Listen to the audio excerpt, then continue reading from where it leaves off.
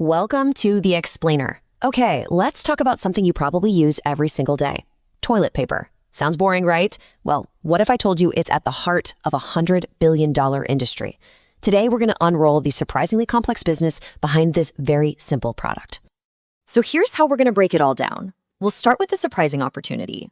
Then we'll get into the market by the numbers. After that, we'll tackle the high cost of entry, a real reality check. Then it's on to your strategy for success, how to innovate the basic role, and finally, the final roll call to see if it all adds up. So let's dive right in. How on earth can something so ordinary be such a huge business opportunity? I mean, really, have you ever looked at a roll of toilet paper and thought, business idea? Probably not. But believe it or not, behind this super simple product is this incredibly dynamic industry. It's always changing, driven by what we, the consumers, want, plus all the latest tech and, of course, big environmental concerns. And you've got to understand, this is no sleepy, quiet market. It is an absolute battleground. You've got major brands fighting tooth and nail for your loyalty. They're competing on softness, on strength, and now more than ever on sustainability. And our expectations as customers, they have never been higher. Okay, so we know it's a tough market, but how big is the pie, really? Let's get into the market by the numbers and see what the data tells us. Okay, get ready for this. By 2025, the global market is projected to be worth $108 billion. I'm not kidding. That's billion with a B. It's absolutely massive. And it's not like it's just sitting there. The market is actually growing and growing steadily. We're talking about a compound annual growth rate of 4.2%. Now, that might not sound like a huge number on its own, but when you're talking about a $100 billion industry, that is some serious, reliable growth year after year. So, where's all this growth coming from? Well, it's actually pretty simple. It's driven by some really fundamental things: a growing global population, a bigger focus on sanitation and health, and just a general increase in how much we all care about personal hygiene. These aren't just passing trends. These are the things that guarantee demand for years to come. Okay, a market that big, with that kind of growth, it sounds pretty incredible, right? But hold on. Before you go and sketch out your logo, we need a serious reality check. Let's talk about the high cost of entry. When you really break it down, you're looking at 4 huge startup costs. First, and this is a big one, the machinery and equipment. Then you need a steady stream of raw materials. You also need to hire skilled labor to actually run the place. And of course, once you've made it, you've got to figure out distribution and marketing to actually sell it.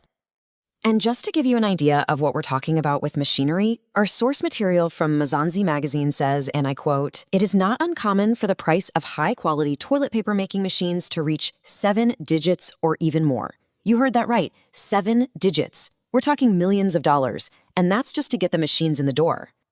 So you've got these huge costs, and you're up against giant, established companies.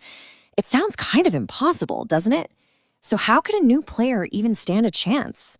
Well, let's get into the strategy, your playbook for success. Okay, rule number 1, do not try to be everything to everyone. You simply can't compete with the big guys on everything. The key is to find your niche. You have to focus. Maybe you focus on a specific product, like organic, unbleached rolls, or a specific audience, like eco-conscious consumers, or even a specific price point, like selling in bulk. Mzansi magazine really hits the nail on the head here. They say you have to make yourself stand out from the competition by offering a product, audience, or pricing approach that is one of a kind. That's it right there. Specializing isn't just a good idea, it's pretty much your only way to survive and build a defensible spot in this market. But finding your niche is just the start.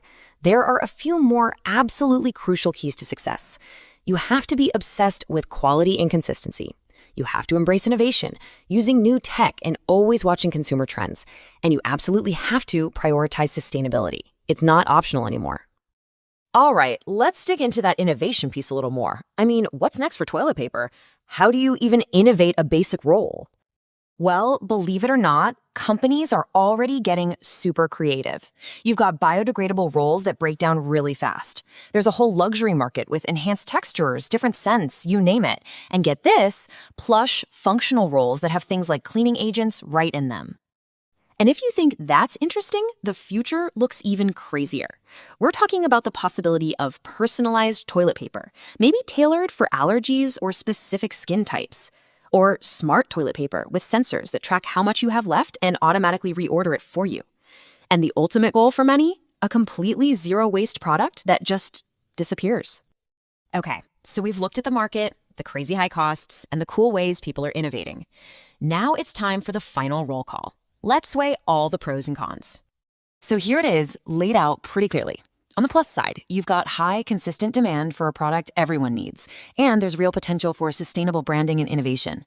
But on the minus side, you're facing extremely high startup costs, a fiercely competitive market, and raw material prices that can go all over the place. So, after all that, what's the verdict? Well, it really comes down to this. Can you balance these huge pros and cons? It's a real tightrope walk.